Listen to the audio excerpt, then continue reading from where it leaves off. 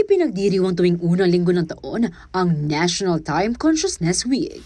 May 15, 2013, nang pirmahan ni former President Benigno Aquino III ang Republic Act No. 10535 na nagtatakda sa Philippine Standard Time. Sa ilalim nito, ang lahat ng government offices at media networks ay required sumunod sa orasan ng rubidium atomic clock ng Pag-asa. Kailangan din nila makipag-coordinate sa Pag-asa at least isang beses sa isang buwan. Maaari namang ma-penalize ang mga private television at radio station na hindi nakapag-calibrate at synchronize ng kanilang timepieces sa Philippine Standard Time. Ito ay may multa na hindi bababa sa 30,000 pesos at hindi lalampas ng 50,000 pesos. Kung ito ay hindi masunod ng 2 beses, maaaring makancel ang franchise to operate ng isang istasyon.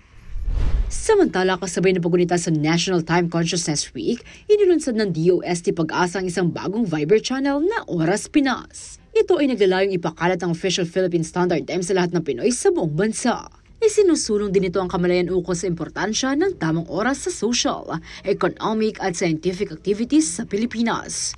Mahalaga raw ang time consciousness para sa pagpapataas ng productivity, paglilimita sa mga mali, at pagsisiguro na lahat ng pang-araw-araw na operasyon ay maayos na naisasagawa.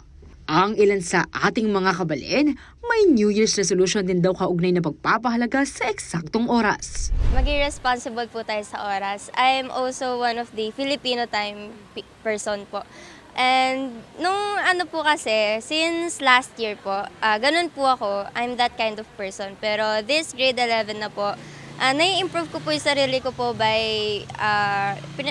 like maging morning person po.